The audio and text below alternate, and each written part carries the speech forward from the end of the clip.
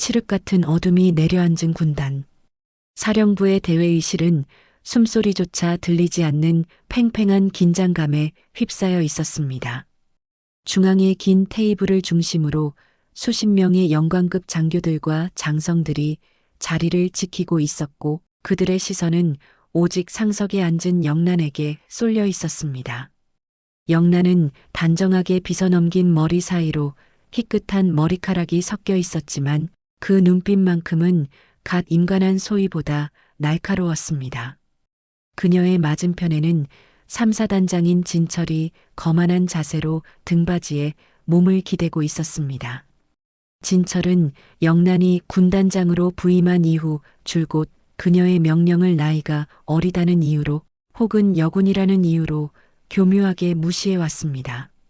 오늘 회의에서도 진철은 군수물자 보급 계획에 대해 영란의 지침을 정면으로 반박하며 비아냥거리고 있었습니다. 군단장님, 현장의 생리를 너무 모르시는 것 아닙니까?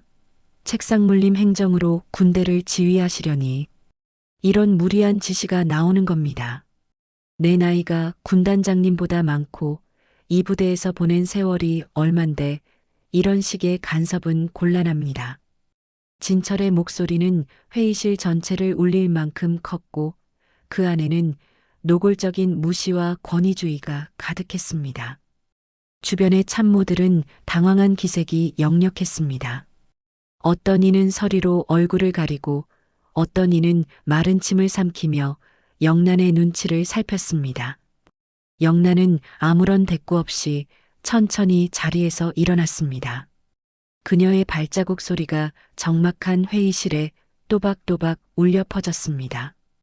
영란은 진철의 바로 앞까지 걸어갔습니다. 진철은 여전히 비웃는 듯한 표정으로 영란을 올려다보았습니다.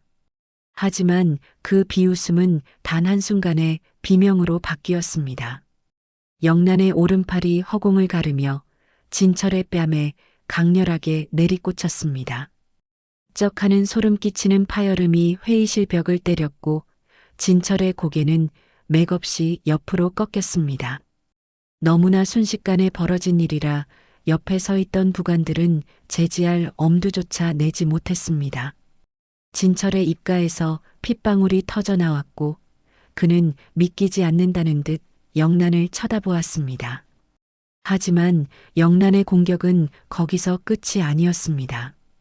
영란은 거칠게 진철의 어깨로 손을 뻗더니 그의 정복에 달려있던 소장 계급장을 소나기에 쥐고 그대로 뜯어버렸습니다. 투둑하며 실밥이 터지는 소리와 함께 진철의 명예였던 별 2개가 영란의 손 안에서 구겨졌습니다. 내 계급은 내 놈처럼 줄타며 얻은 게 아니라 707 특임대에서 전우들의 피와 내 목숨값을 바꿔가며 단 거다. 명심해라. 이 시간 이후로 내 명령에 토를 다는 놈은 반역자로 간주하겠다. 영란의 목소리는 낮고 낮았지만 그 안에는 거대한 폭풍이 담겨 있었습니다. 그녀는 뜯어낸 계급장을 진철의 발밑에 내동댕이 쳤습니다. 그리고는 품 안에서 낡은 수첩 하나를 꺼내 들었습니다. 그것은 진철이 그토록 숨기려 했던 군수비리의 실체가 적힌 비밀 장부였습니다. 영란은 장부의 페이지를 찢어 진철의 얼굴 위로 흩뿌렸습니다. 종이 조각들이 마치 저주받은 낙엽처럼 진철의 머리 위로 떨어져 내렸습니다. 회의실에 있던 모든 이들이 그 장부의 내용을 목격했습니다. 수억 원대의 유류 횡령, 부실 급식 납품업체와의 유착관계 등이 낱낱이 기록되어 있었습니다. 진철은 수치심과 공포로 몸을 부들부들 떨었습니다. 그를 지탱하던 거만한 권위는 이미 영란의 손에 의해 가루가 되어 사라진 지 오래였습니다. 주변 병사들과 장교들은 숨을 멈춘 채 이 광경을 지켜보았습니다. 장군들 사이의 유례없는 물리적 충돌과 비리의 폭로에 회의실 안은 차가운 냉기가 감돌았습니다. 영란은 단 한치의 흔들림도 없이 진철을 내려다보며 덧붙였습니다. 군인의 정복은 수의가 될 각오로 입는 거다. 더러운 돈으로 기름칠한 내놈의 정복은 이제 벗을 때가 됐다. 당장 이자를 헌병대로 압송해라. 영란의 섯을 퍼런 명령에 주춤하던 헌병들이 달려와 진철의 팔을 붙잡았습니다. 진철은 소리를 지르며 발악했지만 영란의 압도적인 기세 앞에서는 그저 비굴한 패배자의 울음소리에 불과했습니다. 영란은 흩어진 장부 조각들을 밟고 지나가며 다시 상석으로 향했습니다. 그녀의 등 뒤로 당황과 공포에 질린 부하들의 시선이 따라붙었습니다. 이것은 단순한 하극상이 아니었습니다. 썩은 살을 도려내기 위한 전설적인 여장군의 잔혹한 집도였습니다. 영란의 심장은 차갑게 식어 있었지만 그녀는 알고 있었습니다. 이제부터가 진짜 전쟁의 시작이라는 것을 말입니다. 아들 수역이 있는 최전방 지피까지 이 도끼가 퍼져나가지 않기를 바라며 영란은 주먹을 꽉 쥐었습니다. 영란은 자리에 앉아 떨리는 손을 탁자 밑으로 숨겼습니다. 그녀 역시 인간이었기에 두려움이 없지는 않았습니다. 하지만 대한민국을 지키는 군단장으로서 그리고 한 아이의 어머니로서 그녀는 물러설 수 없었습니다. 회의실 밖에서는 진철의 고함 소리가 점차 멀어져 갔고 남아있는 이들은 영란의 다음 입술이 떨어지기만을 기다리며 석상처럼 굳어 있었습니다. 창밖에는 차가운 겨울바람이 사령부 건물을 거세게 몰아치고 있었고 영란의 눈앞에는 앞으로 다가올 거대한 음모의 그림자가 어른거리고 있었습니다. 하지만 그녀의 눈동자는 결코 꺼지지 않는 불꽃처럼 다시금 타오르기 시작했습니다. 평화로운 일요일 오전의 정적을 깨고 영란의 집무실 전화기가 비명처럼 울려 퍼졌습니다. 어제의 폭풍 같은 회의 이후 한숨도 자지 못한 영란의 눈은 이미 핏발이 서 있었습니다. 수갑을 차고 끌려가던 진철의 그 비열한 눈빛이 가슴 한구석에 가시처럼 박혀 떠나지 않았기 때문입니다. 수화기 너머에서 들려오는 목소리는 사들사들 떨리는 헌병대 당직 사관의 목소리였습니다. 군단장님, 제3사단 지피에서 총기 사고가 발생했습니다. 부상자 중에 수역 중위님이 포함되어 있습니다. 그 말을 듣는 순간 영란의 세상은 일순간 정지했습니다. 심장이 발밑으로 뚝 떨어지는 기분과 함께 온몸의 피가 거꾸로 솟구쳤습니다. 영란은 아무런 대답도 하지 못한 채 수화기를 떨어뜨렸습니다. 어제 진철의 견장을 뜯어내며 예감했던 불길한 그림자가 현실이 되어 그녀의 심장을 파고든 것이었습니다. 영란은 헬기를 타고 수역이 이송된 군 병원으로 날아갔습니다. 헬기 프로펠러 소리가 마치 비명처럼 귓가를 때렸지만 영란은 그저 창밖의 검은 산줄기만을 응시했습니다. 병원에 도착하자마자 그녀를 맞이한 것은 차가운 수술실의 붉은 등과 고개를 숙인 채 서 있는 수역의 부하들이었습니다. 소대장님은 잘못이 없습니다. 군단장님. 갑자기 어둠 속에서 총성이 들렸고 소대장님은 대원들을 밀치다 그만. 부하 직원의 눈물 섞인 보고에도 영란은 미동도 하지 않았습니다. 그녀는 본능적으로 직감했습니다. 이것은 단순한 오발 사고가 아니었습니다. 진철이 파놓은 잔인한 덫이었습니다. 영란은 수술실 문 앞에서 차가운 벽에 몸을 기댄 채 눈을 감았습니다. 아들을 사지로 몰아넣은 것이 자신의 정의감 때문인 것만 같아 목이 메어왔습니다. 하지만 슬픔은 잠시뿐이었습니다. 영란의 프로파일러 같은 직감이 다시금 깨어나기 시작했습니다. 그녀는 수역에 피 묻은 군복과 현장에서 수거된 탄피 보고서를 훑어보았습니다. 이상했습니다. 지피 근처에서 사용될 수 없는 특수 소음기의 흔적이 발견된 것입니다. 영란은 병원 복도 한쪽에서 진철의 잔당들이 나누는 은밀한 대화를 포착했습니다. 저놈만 처리하면 군단장도 제풀에 꺾이겠지. 철혈회의 힘을 보여줘야 해.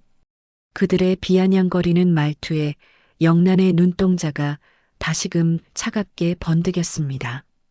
진철은 감옥 안에서도 뱀처럼 독리를 드러내며 영란의 가장 소중한 것을 갉아먹고 있었던 것입니다.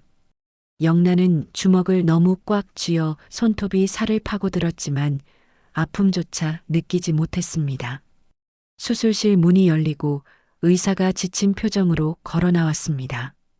생명에는 지장이 없지만 뇌 쪽에 손상을 입어 언제 깨어날지 장담할 수 없다는 절망적인 소식이 들려왔습니다. 영란은 환자복을 입고 창백하게 누워있는 아들의 손을 잡았습니다. 수여가, 엄마가 미안하다. 하지만 엄마는 여기서 멈추지 않을 거야. 내가 지키려 했던 그 명예를 내가 다시 되찾아 줄게. 영란의 목소리는 낮게 떨렸지만 결연했습니다. 그녀는 아들의 침상 옆에서 일어나 정복 매무새를 가다듬었습니다. 이제 그녀는 어머니가 아닌 한 마리의 굶주린 호랑이가 되어 진철과 그 배후 세력인 철혈회의 숨통을 끊어놓기로 맹세했습니다. 영란은 병원을 나서며 민주에게 전화를 걸었습니다. 민주야, 지금 당장 수혁이 지피의 탄약 수령 기록과 어제 야간 근무 서열표를 확보해라. 단 한 명의 예외도 없이 샅샅이 뒤져. 민주의 차분한 대답이 들려왔고 영란은 차가운 밤 공기를 들이마셨습니다.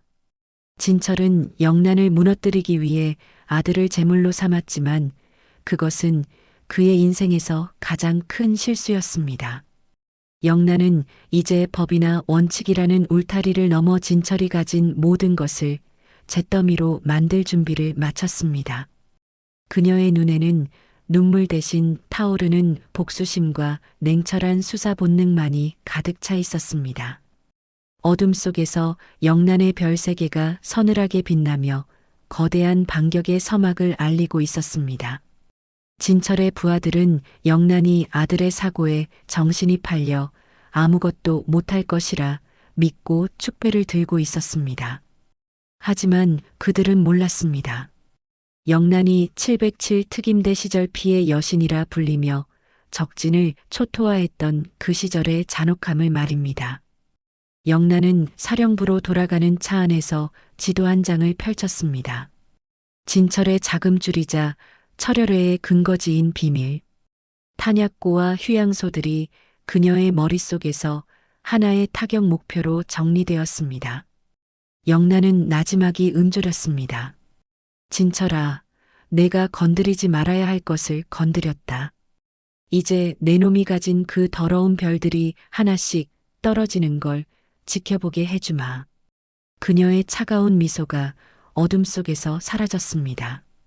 아들의 생사를 넘나드는 위기는 영란에게 절망이 아닌 가장 강력한 무기가 되어 돌아가고 있었습니다. 창백한 형광등 아래 누워있는 수혁의 얼굴은 영란이 알던 늠름한 소대장의 모습이 아니었습니다.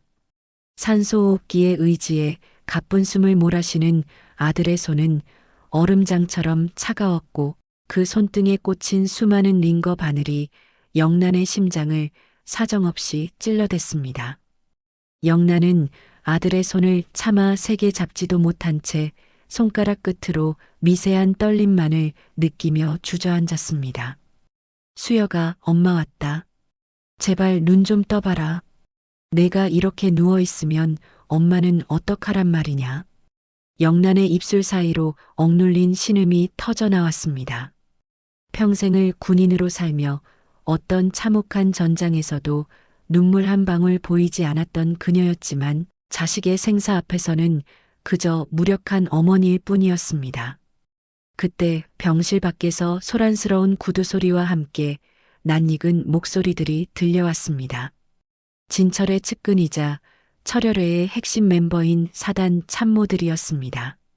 그들은 위로를 핑계로 영란의 반응을 살피러 온 하이에나들이었습니다.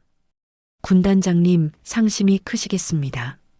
하지만 군단장님께서 어제 회의에서 너무 감정적으로 대응하시는 바람에 부대 분위기가 어수선해서 이런 사고가 난 것 아니겠습니까? 참모장인 경석의 비아냥거리는 말투에는 칼날이 숨겨져 있었습니다. 영란은 서서히 자리에서 일어났습니다. 아들의 손을 조심스럽게 내려놓은 그녀가 고개를 돌렸을 때 그 눈에는 눈물 대신 서늘한 살기가 서려 있었습니다. 내 놈들이 감히 여기가 어디라고 발을 들이느냐. 내 아들이 사경을 헤매는 이 병실에서 그 더러운 입을 놀려. 영란의 낮은 호통에 경석은 주춤하며 뒷걸음질 쳤습니다. 말 조심하십시오, 군단장님. 저희는 그저 사태 수습을 위해. 경석의 말이 끝나기도 전에 영란이 그의 멱살을 움켜쥐었습니다. 수습? 진철이가 시키더냐? 아들을 건드리면 내가 무릎이라도 꿇을 줄 알았나 본데 너희는 계산을 틀려도 한참 틀렸다. 내 아들의 피 한 방울마다 내 놈들의 목숨으로 값을 치르게 해주마. 영란의 서슬 퍼런 경고에 병도 복도는 순식간에 얼어붙었습니다. 영란은 경석을 거칠게 밀쳐내고 병원을 빠져나왔습니다. 밖에는 차가운 새벽 이슬이 내리고 있었고 멀리 보이는 사령부의 불빛이 마치 짐승의 눈처럼 번득였습니다. 영란은 아들의 사고 현장 보고서를 다시 떠올렸습니다. 현장에 제일 먼저 도착했다는 헌병대원의 진술이 미묘하게 엇갈리고 있었고 사고 직후 진철의 개인 면회객 명단에 이름 모를 민간인이 기록되어 있었습니다. 진철아, 내가 감옥 안에서 조종하는 꼭두각시가 누구인지 이제 곧 알게 되겠지. 영란은 차에 올라타며 이를 악물었습니다. 사령부로 돌아온 영란은 곧바로 헌병대 수사과를 기습 방문했습니다. 수사관들은 예상치 못한 군단장의 방문에 당황하며 서류를 숨기기에 급급했습니다. 영란은 그들의 책상을 발로 차며 외쳤습니다. 숨기는 게 뭐냐? 수역 중이 사고 현장의 원본 사진과 탄피, 감정 결과서 지금 당장 내 앞에 내놔라. 수사관 중 한 명이 벌벌 떨며 대답했습니다. 그게 사단장님 지시로 이미 본부로 이송되었습니다. 그 말에 영란은 헛웃음을 터뜨렸습니다. 이미 군 내부의 수사체계마저 철혈회의 손길이 닿아 있었던 것입니다. 영란은 홀로 집무실에 앉아 벽에 걸린 태극기를 응시했습니다. 정의를 위해 싸워온 지난 세월이 허망하게 느껴졌습니다. 하지만 그녀는 무너지지 않았습니다. 오히려 아들의 사고는 영란 안에 잠자고 있던 투견의 본능을 일깨웠습니다. 나를 무너뜨리려 한 자들이 누구인지 그 뿌리부터 뽑아주마. 영란은 서랍 깊숙한 곳에서 707 특임대 시절 사용하던 검은색 단검을 꺼냈습니다. 그것은 법의 테두리 안에서는 해결할 수 없는 악을 처단할 때만 꺼내던 그녀만의 징표였습니다. 집무실 창밖으로 군부대의 야경이 끝없이 펼쳐져 있었습니다.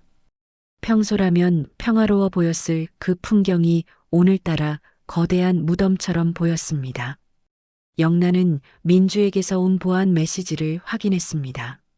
진철의 비자금 세탁 경로와 철혈의 명단 확보 중, 수역 중이 사고 현장의 목격 병사 1명 신변 확보 완료. 영란의 입가에 차가운 미소가 번졌습니다.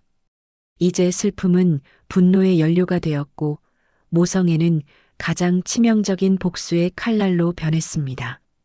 영란은 정복 상의를 벗어 던지고 검은색 작전복으로 갈아입었습니다. 그녀는 더 이상 명령만 내리는 지휘관이 아니었습니다. 적의 심장을 향해 소리 없이 다가가는 암살자이자 아들의 원수를 갚기 위해 지옥 끝까지라도 쫓아갈 귀신이었습니다. 밤 공기를 가르며 사령부를 빠져나가는 영란의 차 뒷모습은 마치 거대한 폭풍을 몰고 오는 먹구름과도 같았습니다. 영란은 칠흑 같은 어둠이 깔린 수역의 지피 사고 현장에 발을 디뎠습니다. 공식적으로는 출입이 통제된 구역이었지만 군단장의 권위와 민주의 도움으로 감시망을 피하는 것은 어려운 일이 아니었습니다.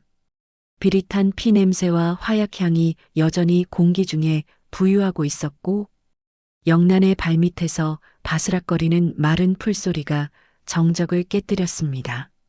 영란은 랜턴을 켜지 않은 채 야간 투시경의 의지에 현장을 훑기 시작했습니다. 30년 군 생활 동안 수천 건의 사건을 다뤄온 그녀의 눈은 평범한 수사관들이 놓친 미세한 흔적들을 포착해냈습니다. 수여가 내가 여기서 어떤 공포를 느꼈을지 엄마가 다 읽어주마. 영란의 목소리는 얼음처럼 차가웠지만 눈빛은 프로파일러의 본능으로 번득였습니다. 현장 감식 보고서에는 수역이 부주의로 인한 오발 사고를 당했다고 적혀 있었습니다. 하지만 영란은 수역이 쓰러졌던 지점 근처의 바위 틈새에서 부자연스럽게 꺾인 나뭇가지를 발견했습니다. 그것은 총기가 발사된 지점이 소대장의 위치가 아니라 15m 떨어진 엄폐물 뒤쪽임을 증명하고 있었습니다. 영란은 몸을 낮춰 저격병이 매복했을 법한 위치로 이동했습니다. 그곳에서 그녀가 찾아낸 것은 아주 작은 담배꽁초 하나와 특수 소음기의 나사선이 긁힌 바위 파편이었습니다. 오발 사고라고? 이건 명백한 조준 사격이다. 영란은 분노로 인해 떨리는 손을 진정시키며 증거물을 비닐봉지에 담았습니다. 진철의 잔당들은 영란이 아들의 사고에 눈이 멀어 이성적인 판단을 못할 것이라 믿었겠지만 그것은 그들의 치명적인 오산이었습니다. 영란은 곧바로 민주가 확보한 목격 병사를 은밀히 만났습니다. 두려움에 떨며 헌병대 구금실 구석에 웅크리고 있던 일병은 영란의 압도적인 기세에 눌려 고개를 들지 못했습니다. 내가 본 것을 그대로 말해라. 진철이나 철혈애가 무서워서 입을 닫는다면 내 인생은 여기서 끝이다. 하지만 진실을 말한다면 내가 내 계급장을 걸고 너를 지키겠다. 영란의 단호한 말에 일병은 결국 울음을 터뜨리며 입을 열었습니다. 그날 밤 사단에서 온 검은 옷을 입은 사람들이 소대장님 주변을 서성였습니다. 사고가 난 직후에 그들이 탄피를 줍고 소대장님 총을 조작하는 걸 봤습니다. 일병의 증언은 영란의 추측과 정확히 일치했습니다. 진철은 감옥 안에서 외부의 해결사들을 고용해 수역을 제거하려 했던 것입니다. 영란은 수사 범위를 넓혀 진철의 통화 기록과 군 내부 통신망을 역추적하기 시작했습니다. 그녀는 단순한 증거를 넘어 그들의 심리적 허점을 파고들었습니다. 진철은 과시욕이 강하고 자기가 통제하지 못하는 상황을 견디지 못하는 성격이었습니다. 영란은 민주에게 지시해 군 내부 게시판에 진철의 비리 장부 일부를 익명으로 흘리게 했습니다. 진철아, 내 놈이 조급해지면 반드시 꼬리를 밟히게 되어 있다.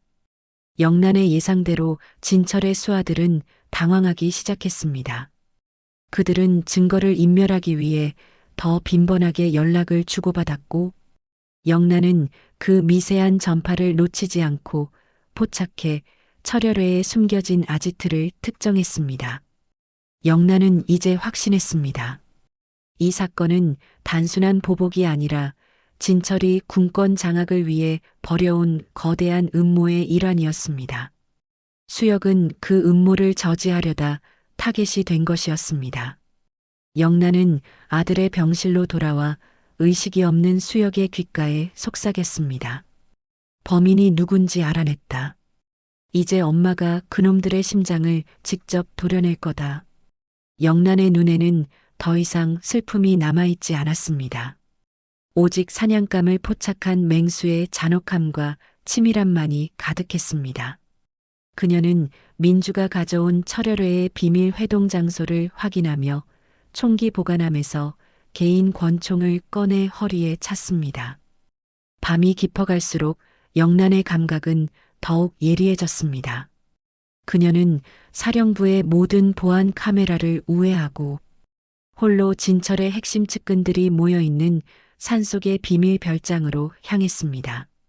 차를 멀리 세워두고 숲을 헤치며 나아가는 영란의 움직임은 과거 특임대 시절의 전설적인 명성 그대로였습니다. 별장에서 새어나오는 웃음소리와 술잔 부딪히는 소리가 영란의 귓가를 자극했습니다. 오늘 밤 너희의 그 역겨운 웃음소리를 비명으로 바꿔주마. 영란은 어둠 속에 몸을 숨긴 채 단검을 고쳐주었습니다. 그녀의 머릿속에서는 이미 수천 번의 가상 전투가 치러졌고 이제 현실에서 그 심판을 집행할 시간이 다가오고 있었습니다. 영란은 자신의 별세계가 부끄럽지 않도록 그리고 아들의 억울함을 풀기 위해 목숨을 건 단독 작전을 시작했습니다. 어둠이 짙게 깔린 숲속에서 영란은 별장의 담장을 넘기 위해 숨을 고르고 있었습니다. 하지만 그때 등 뒤에서 서늘한 금속의 감촉이 영란의 목에 닿았습니다. 군단장님, 여기서 멈추십시오. 혼자서는 무리입니다. 낮지만 강단 있는 여자의 목소리에 영란은 본능적으로 팔을 휘둘러 상대를 제압하려 했습니다. 그러나 상대는 영란의 공격 패턴을 이미 알고 있다는 듯 가볍게 피하며 영란의 손목을 낚아챘습니다. 영란이 날카로운 눈빛으로 상대를 확인했을 때 그곳에는 민주가 검은색 작전복을 입고 서 있었습니다. 민주의 눈에는 걱정과 함께 결연한 충성심이 가득했습니다. 민주야, 내가 여기를 어떻게 알고 왔느냐? 이건 내 개인적인 복수다. 너까지 위험에 빠뜨릴 순 없다. 영란이 나직하게 꾸짖었지만 민주는 꿈쩍도 하지 않았습니다. 기억하십니까? 15년 전 테러범들에게 인질로 잡혀있던 저를 구해주셨던 그날을 말입니다. 그때 군단장님께서 제 손을 잡으며 말씀하셨습니다. 죽지 말고 살아서 내가 받은 은혜를 나라에 갚으라고요. 저는 그날 이후로 단 한순간도 군단장님을 잊은 적이 없습니다. 민주의 고백에 영란의 눈동자가 잠시 흔들렸습니다. 과거 특수전 사령부 시절 목숨을 걸고 구해냈던 어린 소녀가 어느덧 장성하여 자신의 곁을 지키는 가장 든든한 조력자가 되어 돌아온 것이었습니다. 민주는 영란의 손에 들린 단검을 내려다보며 말을 이었습니다. 혼자서 저들의 심장부로 들어가시는 건 자살 행위입니다. 제가 군단장님의 눈과 귀가 되어드리겠습니다. 저 안에는 지금 진철의 지시를 받는 철혈의 간부들 뿐만 아니라 외부에서 고용된 전문 킬러들도 숨어 있습니다. 민주는 품 안에서 소형 태블릿 PC를 꺼내 영란에게 보여주었습니다. 화면에는 별장 내부의 열감지 카메라 영상이 실시간으로 송출되고 있었습니다. 제가 미리 보안 서버를 해킹해서 사각지대를 확보했습니다. 그리고 수역 중위님의 사고 현장에서 수거된 탄피와 일치하는 저격총이 이 별장 지하 창고에 보관 중이라는 사실도 확인했습니다. 민주의 치밀한 준비에 영란은 깊은 안도의 한숨을 내쉬었습니다. 혼자였다면 분노에 눈이 멀어 놓쳤을 법한 세밀한 정보들이 민주의 손에서 완벽하게 정리되어 있었습니다. 영란은 민주의 어깨를 강하게 쥐었습니다. 고맙다, 민주야. 내가 아니었다면 내가 큰 실수를 할 뻔했구나. 좋다. 오늘 밤 저들의 가면을 우리가 직접 벗겨내자. 두 사람은 소리 없이 별장의 외벽을 타고 침투했습니다.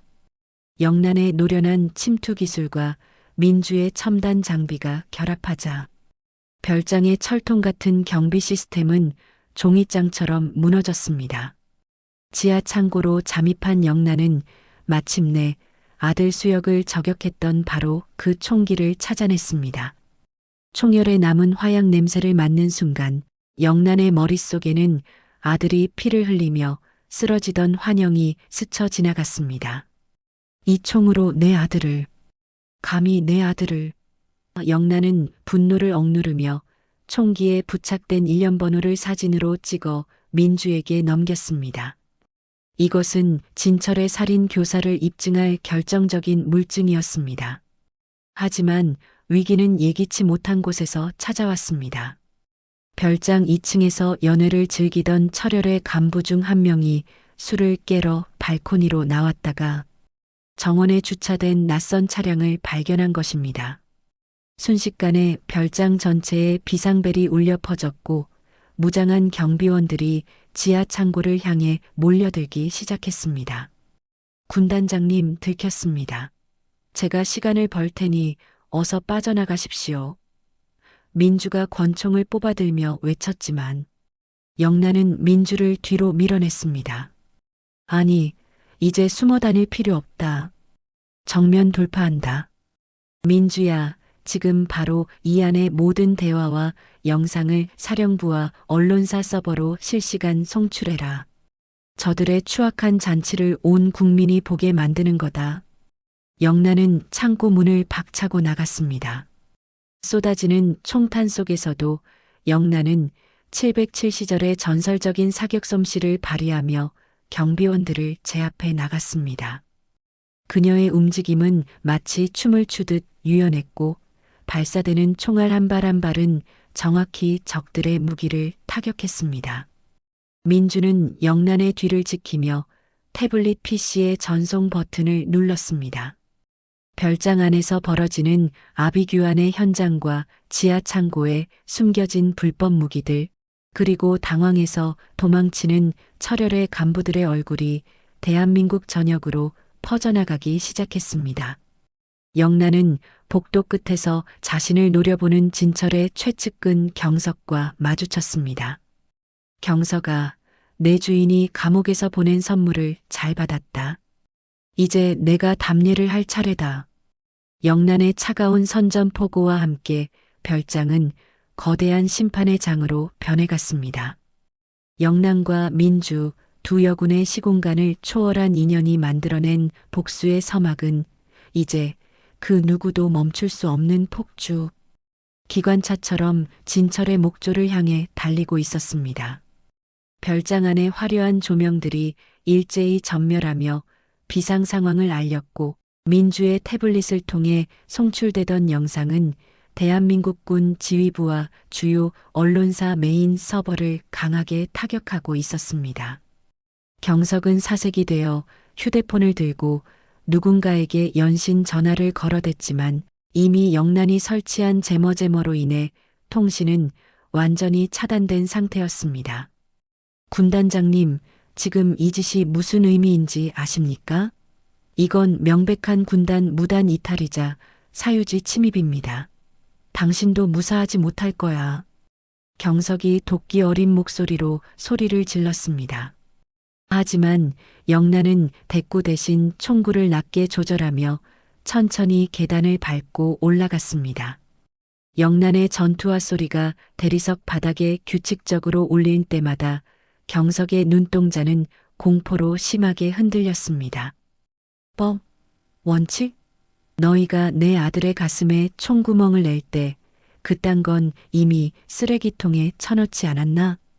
영란의 목소리는 너무나 낮고 차분해서 오히려 소름 끼치는 공포를 자아냈습니다. 영란은 거침없이 2층 대연회장 문을 박차고 들어갔습니다. 그곳에는 도망치지 못한 철혈의 간부 몇몇이 구석에 몰려 숨을 몰아쉬고 있었습니다. 영란은 중앙 테이블 위에 민주가 가져온 진철의 구치소 접견 기록과 위성 전화 통화 내역을 내던졌습니다.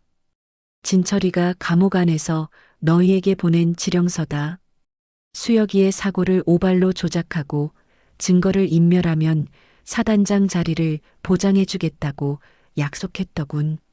안타깝지만 너희의 그 단꿈은 여기서 끝이다. 영란의 선언과 동시에 민주가 들고 있던 장비에서 지직거리는 잡음과 함께 진철의 목소리가 터져 나왔습니다. 영란이 그년 아들놈만 확실히 처리해. 그러면 군단 전체가 흔들릴 거다. 내 뒷배는 확실하니까 겁먹지 말고 밀어붙여. 스피커를 통해 흘러나오는 진철의 비열한 음성에 연회장은 찬물을 끼얹은 듯 조용해졌습니다.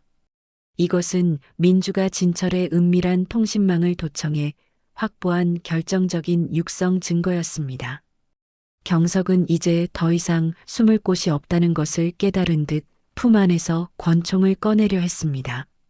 하지만 영란의 반응이 더 빨랐습니다. 탕 하는 소리와 함께 경석의 손에서 권총이 힘없이 떨어져 나갔습니다. 영란은 단 한 발의 사격으로 경석의 손등만을 정확히 명중시킨 것이었습니다. 내 아들은 지금 사경을 헤매고 있는데 너희는 고작 손등 하나로 엄살을 부리느냐? 영란은 고통으로 울부짖는 경석의 멱살을 잡아채 창가로 몰아붙였습니다. 창밖에는 이미 영란의 호출을 받은 군단 직할 수색대 헬기들이 서치라이트를 비추며 별장을 포위하고 있었습니다. 민주야, 지금 이 모든 내용을 전 부대에 실시간으로 방송해라. 진철과 철혈애가 어떻게 군의 명예를 더럽혔는지 그 추악한 자백을 단 한 명의 장병도 빠짐없이 듣게 만들어. 영란의 명령에 민주는 비장한 표정으로 엔터키를 눌렀습니다.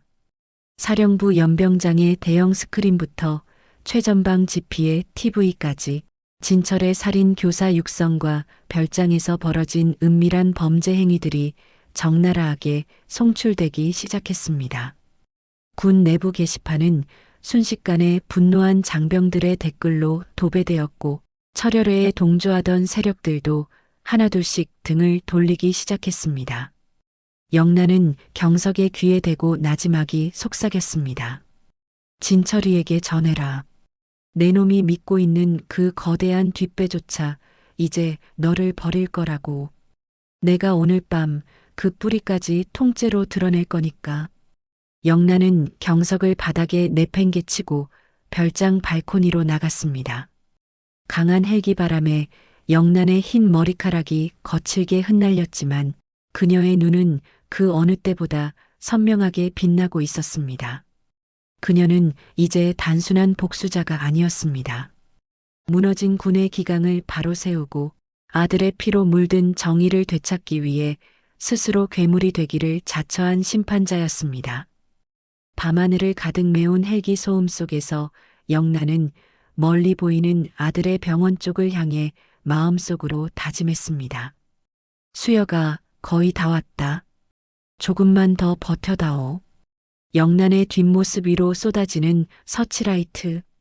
불빛은 마치 그녀의 어깨 위에 내려앉은 거대한 별들의 심판처럼 보였습니다. 대한민국 전 군부대의 스피커와 모니터에서 진철의 비열한 음성이 울려 퍼지자 사태는 걷잡을 수 없는 소용돌이 속으로 빠져들었습니다. 별장을 포위한 수색대원들의 눈빛에는 배신감과 분노가 가득했고 무기를 버리고 투항하는 철혈의 가담자들의 비굴한 모습이 실시간으로 전국에 생중계되었습니다. 영란은 피 묻은 경석의 정복에서 사단 참모 배지를 거칠게 뜯어내며 차가운 명령을 내렸습니다. 민주야, 이제 마지막 쥐새끼를 잡으러 가야겠다. 진철이가 수감된 구치소로 향한다. 민주는 신속하게 헬기 이착륙 신호를 보냈고 영란은 헬기에 오르기 전 별장 지하 창고에서 찾아낸 수역의 저격용 총기를 직접 챙겼습니다. 그것은 단순한 증거물이 아니라 진철의 심장을 꿰뚫을 심판의 창이었습니다. 구치소 보안구역은 이미 영란의 기세에 눌려 길을 내주었습니다. 영란은 정복 매무새를 가다듬고 차가운 철창 너머에 앉아있는 진철과 마주했습니다. 진철은 외부 상황을 전혀 모르는 듯 여전히 거만한 자세로 다리를 꼬고 있었습니다. 영란이 내가 여긴 웬일이냐? 아들놈 장례식 준비나 할 것이지. 감히 군단장이 구치소까지 발걸음을 해? 진철의 비아냥거림에 영란은 대답 대신 품 안에서 태블릿 PC를 꺼내 창살 사이에 놓았습니다. 화면 속에서는 진철의 비밀 아지트가 초토화되고 그의 신복들이 줄줄이 포박당하는 장면이 재생되고 있었습니다. 진철의 얼굴이 순식간에 흑빛으로 변하며 입술을 부르르 떨기 시작했습니다. 진철아, 내가 믿던 세상이 무너지는 소리가 들리느냐? 내 놈이 아들의 목숨을 담보로 도박을 걸었을 때 너는 이미 군인으로서의 생명이 끝난 거다. 영란의 목소리는 분노를 넘어선 초연함이 서려 있었습니다. 진철은 미친 사람처럼 소리를 지르며 창살을 붙잡고 발악했습니다. 이건 조작이야. 내가 누군지 알아? 내 뒤에 누가 있는지 알면서 이러는 거냐고. 진철의 절규에도 영란은 눈 하나 깜짝하지 않았습니다. 오히려 그녀는 진철이 그토록 숨기고 싶어 했던 철혈회의 진짜 배후, 즉 국방부 고위층과 연결된 비자금 세탁 장부를 창살 안으로 던져 넣었습니다. 그것은 민주가 목숨을 걸고 해킹해낸 철혈회의 심장부 데이터였습니다. 진철은 바닥에 떨어진 장부를 확인하고는 맥없이 주저앉았습니다. 그의 눈에는 이제 광기 대신 죽음과도 같은 절망이 들어찼습니다. 너도 무사하지 못할 거야. 이 판을 흔들면 군 전체가 죽는단 말이다. 진철의 마지막 발악에 영란은 그에게 가까이 다가가 낮게 의조렸습니다. 군이 죽는 게 아니라 너 같은 기생충들이 죽는 거다. 나는 오늘부로 군복을 벗을 각오를 마쳤다. 하지만 내 놈은 죽어서도 그 더러운 별의 무게에 눌려 지옥을 보게 될 거다. 영란은 진철의 눈을 똑바로 응시하며 그의 가슴에 달려있던 마지막 명예의 조각인 소장 계급장을 손가락으로 가리켰습니다. 그것은 이미 영란에 의해 찢겨나간 영혼의 상징이었습니다. 그때 민주가 긴박한 표정으로 영란에게 다가와 귓속말을 건넸습니다. 군단장님, 수역 중인 이미 의식을 회복했다는 소식입니다. 그리고 지금 국방부 장관 명의로 군단장님에 대한 긴급 체포 명령이 내려졌습니다. 철혈회의 윗선들이 움직이기 시작했습니다. 민주의 보고에도 영란의 표정에는 흔들림이 없었습니다. 오히려 그녀는 입가에 엷은 미소를 띠며 진철을 비웃었습니다. 들었느냐? 내 아들이 살아났다. 이제 내 놈의 죗값을 치르게 할 증인이 깨어났다는 뜻이지. 영란은 체포조가 들이닥치는 구치소 복도를 당당하게 바라보았습니다. 그녀에게는 이제 두려울 것이 없었습니다. 영란은 민주에게 수역의 병실 위치를 다시 확인시킨 뒤 자신을 체포하러 온 헌병대 장교들 앞에 두 손을 내밀었습니다. 나는 도망가지 않는다. 다만 내 아들을 건드린 자들과 이 나라의 군대를 더럽힌 자들을 심판하는 자리에 나를 세워라. 영란의 위험 있는 태도에 헌병대원들조차 차마 수갑을 채우지 못하고 거수경례를 올렸습니다. 영란은 고개를 꼿꼿이 들고 구치소를 걸어 나왔습니다. 밖에는 이미 수많은 취재진과 분노한 시민들이 모여 있었고 영란의 이름은 실시간 검색어를 장악하며 대한민국을 뒤흔들고 있었습니다.